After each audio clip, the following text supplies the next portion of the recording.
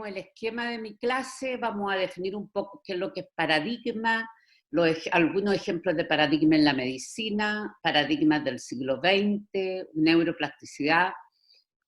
¿Cómo se define un paradigma? Viene de la palabra griega paradigma, que significa modelo o ejemplo. ¿Ya? El que más claramente comienza a hablar de paradigma es Thomas Kuhn, si bien esto existe de mucho antes, y la define como un conjunto de prácticas que determinan una disciplina científica durante un periodo específico de tiempo. Estas son reglas, ya que se asumen normalmente como verdades incuestionables, porque son tan evidentes que se tornan transparentes para los que están inmersos en ellas, como por ejemplo el aire para las personas, el agua para el pez, etc. Por eso son como verdades incuestionables. En el fondo es un conjunto de realizaciones científicas universalmente reconocida, que durante cierto tiempo proporcionan modelos de problemas y soluciones a una comunidad científica. No, antes de que empezara el desarrollo de la medicina basada en la evidencia, que lo vamos a tocar más adelante, en la medicina, la persona que más sabía de medicina era el profesor titular de una cátedra. ¿Ya? Y eso en Europa todavía, incluso en algunas partes de Europa, sigue. Y al profesor no se le podía contradecir, porque ahí era el que tenía, el profesor era elegido entre los médicos que tenían más tiempo, más publicaciones, más enseñanza, entonces era el profesor. ¿Ya? En este momento, los pobres profesores de cátedra han pasado a ser administradores de departamentos científicos más que el gran profesor o la palabra o la idea. Ese era un paradigma. El profesor tenía la máxima experiencia. Esas realizaciones en general poseen creencias y valores que subyacen a la forma de generar el conocimiento. ¿Ya? Se suponía que ese profesor era el que tenía más conocimiento. Hay muchos ejemplos de paradigma en educación. No sé si ustedes se recuerdan que antes se decía la ciencia con golpe entra y a los pobres alumnos les pegaban en las manos permanentemente el profesor, aún si se distraía. Eso fue totalmente borrado, y desde lo que era el mejor colegio, que iba a salir los mejores alumnos para la universidad, que eran solo paradigmas también, porque en el fondo eso no es una verdad. En este momento hemos visto que, por ejemplo, el homeschooling puede dar individuos mejor que lo que dan los grandes colegios públicos o privados, ¿verdad?, en la enseñanza tradicional de la ciencia. ¿Ya? Las reglas del paradigma pueden evitar el crecimiento y el desarrollo de un fenómeno. ¿Ya? Las reglas son totalmente invisibles de repente, que ni siquiera nos damos cuenta, ¿verdad?, al que todavía estamos suscritos a un paradigma antiguo. ¿Ya? Por ejemplo, en este momento, yo tengo paciente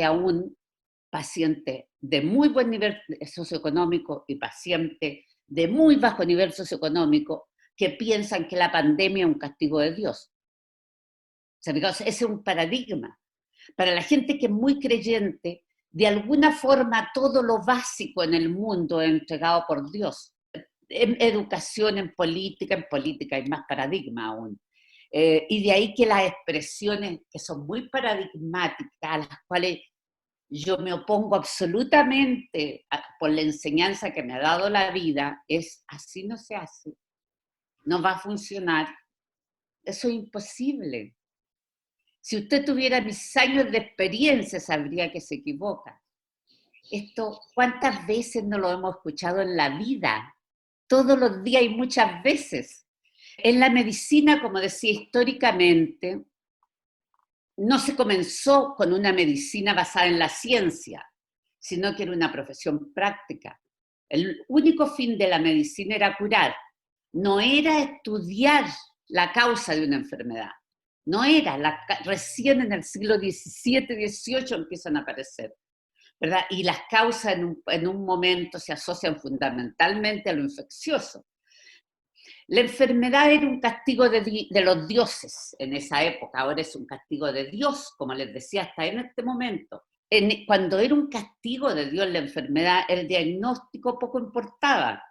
Hasta el que surge el periodo científico con estos tres individuos, Louis Pasteur, Edward Jenner y Roberto Koch, ¿verdad? De izquierda a derecha, en que ponen especial hincapié y mucha de la medicina se empieza a basar en lo que es las infecciones, que eran las causas que más se conocían, pero existían muchas otras causas que han ido desarrollándose a través de los siglos. Y posteriormente se comprobó que la erradicación de la enfermedad infecciosa no era tan sencillo, no era solo la vacuna, ¿ya? Sino que muchas de ellas se tendían a mantener o a transformar en el tiempo en una segunda patología. Y eso todo viene posteriormente con el desarrollo en el siglo XX de todo lo que son diferentes ciencias en el aspecto biológico, psíquico, social, etcétera, que van orientados fundamentalmente a desarrollar estrategias preventivas. ¿Ya? Ya no era solo lo infeccioso, era por qué la persona termina tan obesa, por qué se mueren jóvenes, y empiezan a surgir todo lo que son las enfermedades crónicas que no necesariamente se deben a una causa. Y ya sí, un poco la medicina en el siglo XX empieza a enfocarse en la primera mitad y parte de la segunda mitad en la prevención primaria, secundaria y terciaria. La prevención primaria es evitar la enfermedad, como por ejemplo, ¿verdad?, el accidente cerebrovascular. Si yo controlo la presión, evito, estoy haciendo una prevención primaria de las personas que van a hacer stroke o hemiplegia. ¿Ya? La prevención secundaria es cuando ya he tenido una hemiplegia. Por lo tanto, ¿qué hago yo? Corrijo todos los factores de riesgo que llevaron a esa enfermedad de accidente cerebrovascular.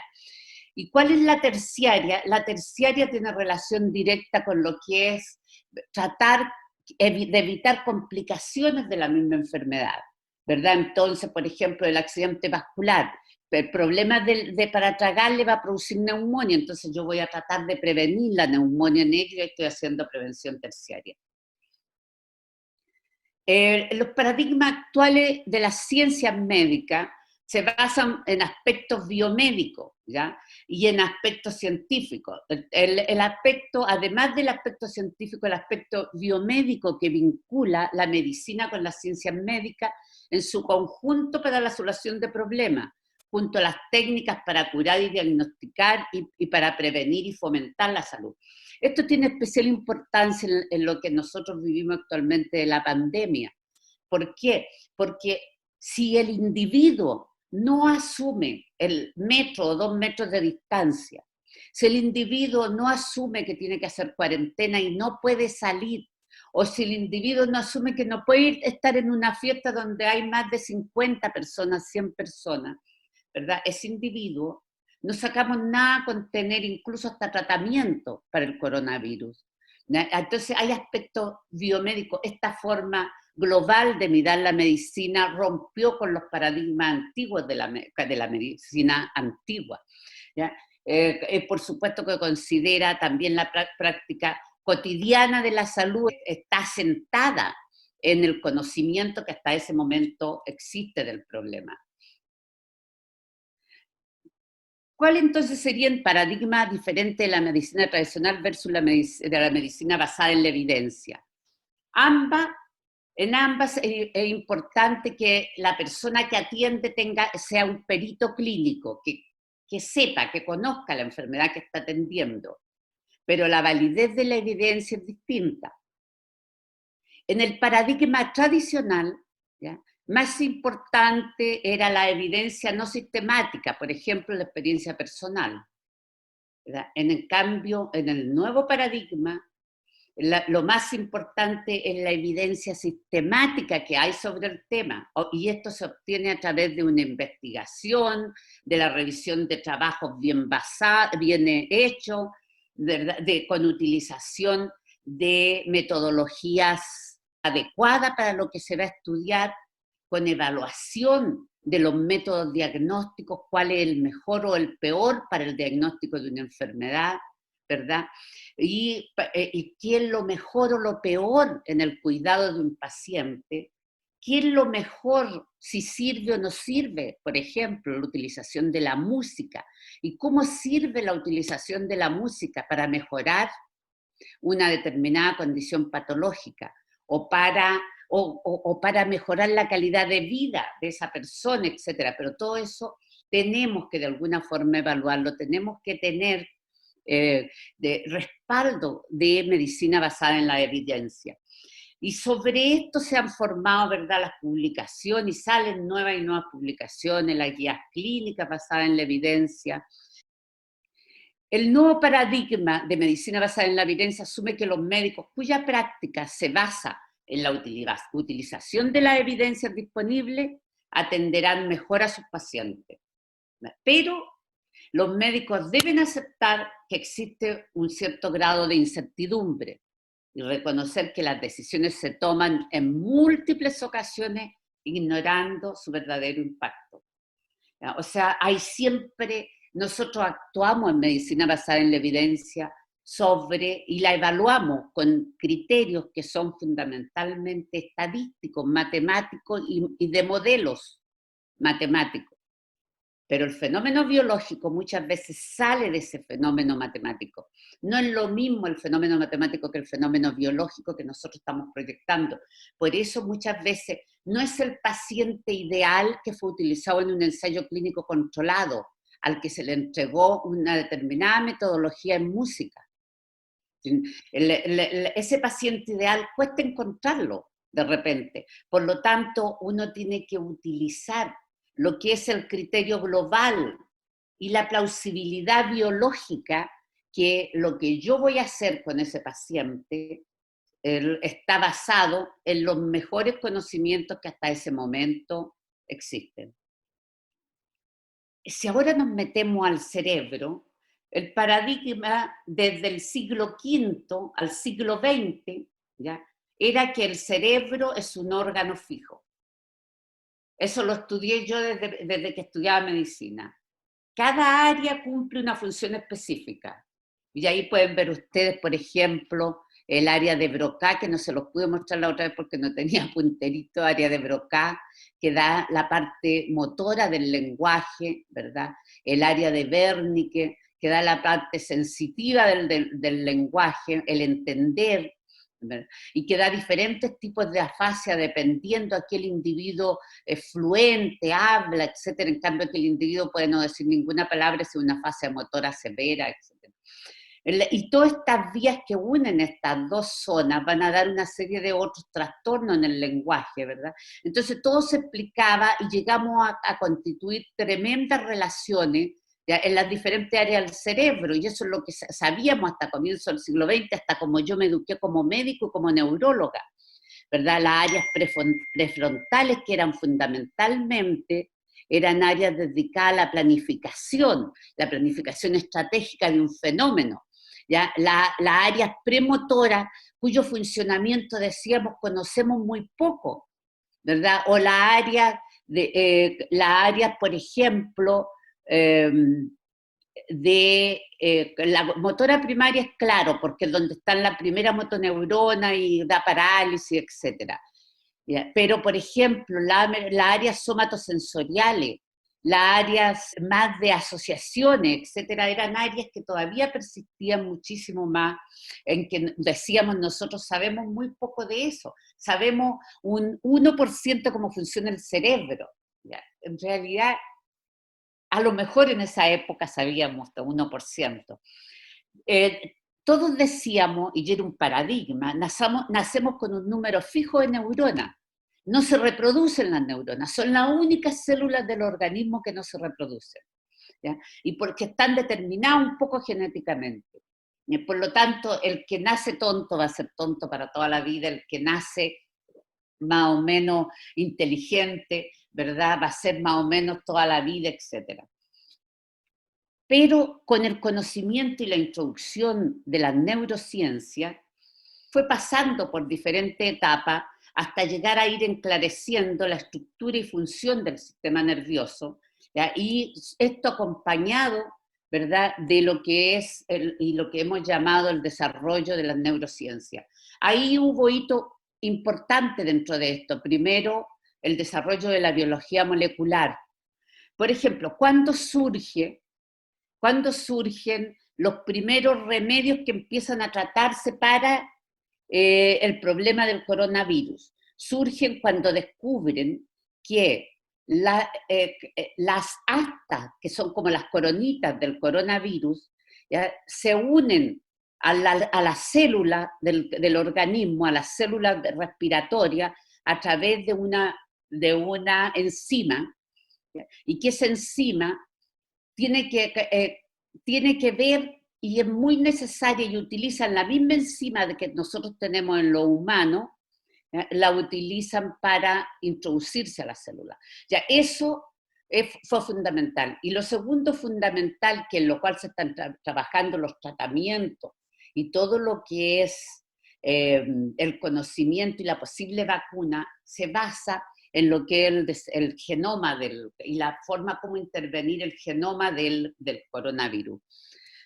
Por lo tanto, la investigación en los mecanismos de reproducción ha llevado a ser posible incluso la clonación de mamíferos, ¿verdad? Y probablemente a futuro va a llevar a la clonación de personas, ¿ya? Y eso que aparece ahora como una ciencia ficción y que ha sido motivo de película, ya se puede hacer. O sea, el problema, ya tenemos inseminación artificial, tenemos formaciones de niños en úteros prestados como para incluso elegir las características que puedan tener, o parte de las características que puedan tener esos niñitos, etc.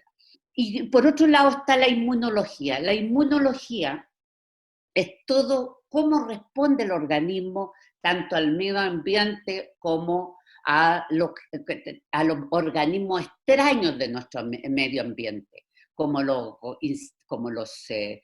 gérmenes, los virus, etc.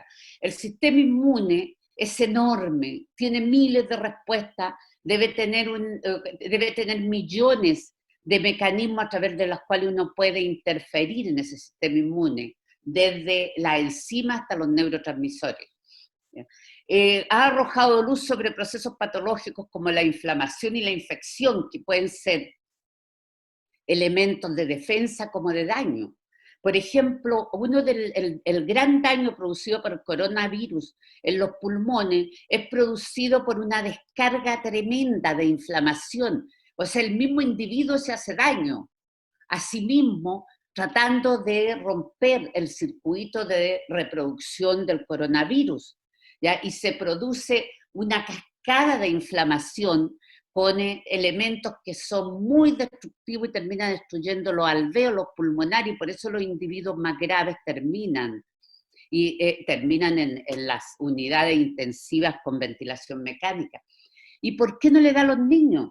Porque los mecanismos nuestros del adulto mayor empiezan a envejecer, entonces los mecanismos de inflamaciones frente a la infección y las defensas, tanto de linfocitos, monocitos, cascada isquémica, etcétera, todos esos fenómenos que se producen van envejeciendo en la biología del adulto mayor, y por eso que a un joven la magnitud de la enfermedad del coronavirus y la gravedad de la enfermedad es mucho menor que la gravedad de la enfermedad del adulto mayor. Y por supuesto que el conocer el genoma humano es verdad lo que ha puesto y que ha determinado que se rompan todos los paradigmas de la medicina del siglo XX. Se han ido rompiendo los paradigmas de todo, de lo que pensábamos sobre patología cerebrovascular, de lo que pensábamos de la esclerosis múltiple, de lo que pensábamos de las enfermedades como el Parkinson, de lo que pensábamos de enfermedades que eran calificadas como degenerativas, como el Jakob-Creutzfeldt, o enfermedad de las vacas locas, hasta que vimos que se encontró una proteína que era infectante, ni siquiera alcanzaba a ser un bicho, era una proteína.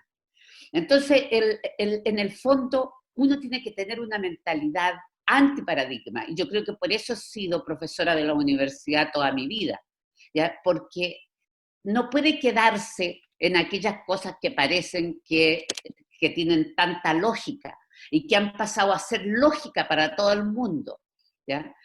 El desarrollo de la tecnología, como dije, para afianzar el concepto actual, como el desarrollo de la resonancia, del escáner, la escáner por emisión de positrones, ¿verdad? Ha hecho que el siglo XXI vaya a ser renovador y vaya a romper muchas de los conocimientos actuales. Y este es el genoma humano: 46 cromosomas, 26 pares, 2 metros de DNA, 3 millones de subunidades de DNA, ¿verdad?, basada en 4 proteínas, aproximadamente 30.000 códigos genéticos para proteínas que ejecutan muchas funciones vitales. Este conocimiento de cada uno de estos, el separarlo, etcétera, es lo que ha dado mayor desarrollo de la medicina actual. El conocimiento del nucleosoma, cómo se van uniendo estas proteínas para hacer los diferentes componentes en el funcionamiento del organismo. Y entonces, además de las áreas del cerebro, ¿verdad?, se va viendo el cerebro con áreas como lo veíamos en el siglo XX, pero con una funcionalidad global que de alguna forma se va interactuando uno con otro. Esta es la cara externa, la cara interna del cerebro, ¿verdad? La cara mirada por arriba, por el lado, por la cara externa, etcétera. Estas imágenes se las traigo para que después ustedes las lean y las estudien. Y así se van conociendo cómo se van integrando diferentes otras áreas. Por ejemplo, el área de comprensión de la lectura específica, ¿verdad? Se van conociendo todo lo que es el lóbulo parietal en lo que es la función de integración de los diferentes simbolización de los actos, ¿verdad? La música, cómo se va metiendo y va haciendo participar diferentes áreas en conjunto, hasta el cerebelo, que uno jamás me imaginé yo que la música podía tener que ver con el cerebelo. Hasta el conocimiento de la neurona misma, ¿verdad? Y de su medio, de la neurona y de cómo se une con la otra neurona a través de los receptores, cómo van pasando, cómo se rompen, ¿verdad?, estas moléculas para permitir que los diferentes estímulos vayan pasando de un lugar a otro, etc. Y en resumen, ¿verdad?, tenemos un cerebro que pesa 1.350 gramos, o sea, 1,350 kilos. ¿Ustedes sienten el cerebro en la cabeza que pesa tanto? No, ¿verdad? Y esto es porque está sumergido en líquido cefalorraquídeo. Entonces, y que se mueve constantemente. Y en alrededor de 6 horas se renueva. Entonces, eso hace que el cerebro esté como en el agua y no pese, ¿ya? Y de 1.350 a lo que más nos llega a pesar el cerebro son como 150 gramos o máximo, cuando la gente dice, ay, tengo la cabeza pesada. Es un poco, a eso se refiere el concepto, ¿ya? Tiene, y cada una, ¿verdad?, las neuronas tiene 1.000 a 10.000 sinapsis, ¿ya? Los impulsos eléctricos son extremadamente rápidos, ¿ya? De 30.000 genes que tenemos y que regulan diferentes partes del cuerpo, 13.000 modulan el cerebro. O sea, casi la mitad modula el cerebro. Y por eso que el cerebro controla todo, hasta los afectos. Consume 20% de la energía total, tiene una circulación permanente de 50 ml de sangre por cada 100 gramos de cerebro, lo que significa que utiliza mucho más que todo la sangre que pasa por un organismo atlético mientras corre, por ejemplo, y por eso es que cuando se produce un paro cardíaco y no llega sangre al cerebro, como tiene poca reserva energética, ¿ya?, hace que de alguna forma el cerebro pueda quedar muy dañado si no se hace maniobra de resucitación inmediata. El cuerpo calloso comunica un hemisferio con otro, ya son fibras que intercambian los datos de a 4 billones de mensajes por segundo, ¿ya?, usando 200 a 300 millones de fibras nerviosas que se llaman axones. Y por supuesto que uno de los grandes adelantos de los últimos 10 años es la cartografía cerebral, que muestra las conexiones interneurales en un diagrama de una zona del cerebro con funciones determinadas. Y esto, ¿verdad?, que mostraba en el tiempo de Brodmann, en que mostraba solamente cómo el sistema motor bajaba desde el área de Brodmann, en la región frontal del cerebro, bajaba hasta la médula. ¿Ya? Ahora podemos ver que existen miles y miles de conexiones interneurales en una sola acción que uno quiera hacer y que la puede graficar con la cartografía. De ahí nace la neuroplasticidad. Esa es la base para la neuroplasticidad. Pero la neuroplasticidad no es un concepto nuevo. El poeta Juvenal decía, mens sana in corpore sano. ¿Eso qué significa? Mente sana en cuerpo sano. Y ahora hemos visto, ¿verdad?, que la unión de la mente y el cuerpo es increíble. ¿Ya? El otro es de Platón, cuando decía la música es para el alma lo que la gimnasia para el cuerpo. Y esto tiene especial importancia porque las dos formas más importantes de desarrollar neuroplasticidad es a través de la gimnasia y a través de la música. Y esto se ha visto en una serie de ensayos clínicos que se han hecho y de cohorte. Hay un estudio de cohorte hecho en Canadá en el año 2004, que salieron las primeras publicaciones. Ellos siguieron durante 5 años adultos mayores que hacían gimnasia y otros que no hacían gimnasia. Y después de 5 años vieron cómo los adultos que hacían gimnasia tenían menos deterioro mental en forma significativa, tenían menos deterioro mental, eran más felices y tenían mejor calidad de vida. Usaban menos remedios, menos tranquilizantes para dormir y tenían su función biológica regulada muchísimo mejor en todos los parámetros de presión, temperatura, respuesta inmune, etc.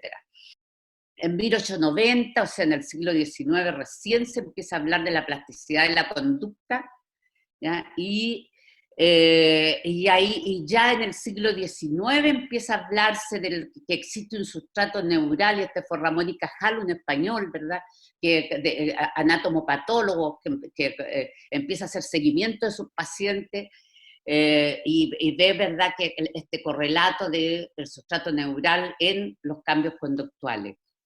Hasta llegar posteriormente a Donald Hebb, ¿ya?, que es un poco como el que da el paradigma actual de la plasticidad sináptica. Él establece y lo demuestra a través de experimentos en animales y mostrando las placas, porque enseñaban a una ratita y después la sacrificaban y le veían y comparaban el cerebro de una y de otra, y demostró que cuando el axón, ahí aparece el axón, este es el axón, ¿verdad? El axón es el cable en el fondo de la neurona, que es la que ustedes ven ahí, que está, y que la quería que se la grabaran, por eso las puse en todas las diapositivas. ¿Ya? Entonces, cuando el axón de la neurona A, ¿ya?, empieza a descargar continuamente sobre una neurona B, ¿ya?, la neurona A cada vez empieza a tener más influencia en la neurona B. En el fondo, la neurona B, que puede haber estado dañada por algún mecanismo, etcétera, ¿verdad?, empiezan a interactuar y le va entregando potencialidad y capacidad de que vaya cumpliendo esa neurona o vaya desarrollando incluso con el tejido alrededor de la neurona, ¿ya?, el tejido conectivo que se llama, vaya desarrollando conectividad con esa neurona. Va reemplazando una, va reemplazando a la otra. Y a su vez la otra va ayudando a que esa se regenere en lo que estaba haciendo. Esa es la regla de Hebb. Esto demostró, ¿verdad?, los fenómenos plásticos en sinopsis del sistema nervioso central. Especialmente en todo lo que se refería no solo a crecimiento de las dendritas, ¿ya?, y de nuevo axones, sino que de estas conexiones que se llaman dendritas, sino que también en la posibilidad de regeneración de una nueva neurona. El concepto actual, ¿verdad?, del sistema nervioso es un sistema altamente dinámico, factores genéticos y epigenéticos regulan su funcionamiento. La neuroplasticidad es la base de la memoria, de la adquisición de habilidades motoras y cognitivas, de la recuperación de lesiones. ¿Ya? Todo eso es nuevo, todo eso se basa en la neuroplasticidad. A medida que crecemos, las conexiones antiguas pueden pasar a ser ineficaces o débiles. ¿Ya? Y también hay un mecanismo natural que se llama apoptosis o muerte de neuronas, que van dejando afuera esas neuronas que pierden ya su función o que no se utilizan. Por lo tanto, no solamente se crean nuevas redes neurológicas o neuronales con las experiencias reales, sino además se crean redes neuronales con la imaginación. ¿Ya? En el plano cerebral, imaginar una situación es casi tan real como una experiencia vivida, pues las conexiones neuronales establecidas son muy similares. Esto yo lo he vivido con gente de mi familia que es músico, ¿ya? Y que son músicos, algunos muy buenos, y ya he visto cómo, por ejemplo, en lugares hermosos de repente alguien empieza a idear una melodía y de repente eso aparece sin ninguna, solamente en la mente de él, después cómo la puede reproducir, ¿verdad?, en los determinados instrumentos que ellos tocan. También hay técnicas psicológicas basadas en esta evidencia, se utilizan, por ejemplo, para entrenamiento de deportistas, de músicos, de pacientes en rehabilitación. Y ahí es donde nosotros queremos meter la musicoterapia. La musicoterapia todavía no está metida muy intensamente en todos los países. Tenemos que llegar a ser motivadores porque viene desde hace mucho tiempo. Es una manera de practicar sin instrumento consiste en leer una partitura mientras se puede interpretar mentalmente, eso es muy propio de los músicos.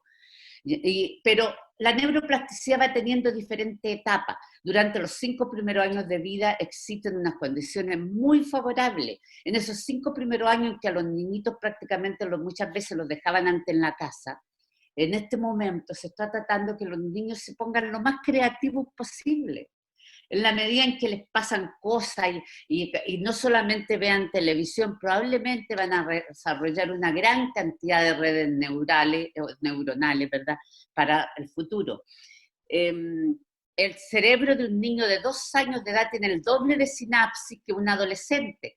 Entonces, si esas sinapsis no se usan, van a caer, ¿verdad?, en lo que vimos anteriormente, en la apoptosis, o sea, en la muerte celular, porque las neuronas no se usan. Posteriormente, a lo largo de la vida, se continúa siempre con algún nivel de capacidad de aprendizaje, especialmente si uno no ha perdido ese ritmo de aprendizaje, ya incluso hasta un adulto mayor muy entrado de edad. Metas. La neuroplasticidad necesita metas. ¿Ya? No, todo lo que hablamos no tiene ninguna validez si no existe meta.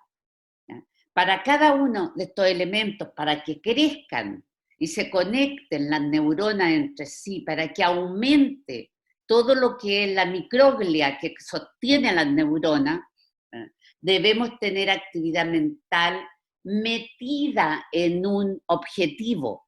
Tampoco es tener actividad mental escuchando televisión nomás, es tener actividad mental para moldear neuroplasticidad. ¿Ya? Y ahí se desarrolla fundamentalmente con un objetivo. Las neuronas se multiplican en diferentes regiones dependiendo de la naturaleza de la actividad mental, ¿verdad? Y el concepto que también quiero que se le grabe, que un nuevo aprendizaje también puede surgir en la presencia de un daño neurológico, con este sistema de lo que le comentaba de cómo se va uniendo una neurona con la otra. Los estudios en animales muestran que cuando las madres embarazadas se establecen o tienen un entorno rico en estímulos positivos, sus descendientes poseen mayor número de sinapsis en regiones específicas del cerebro.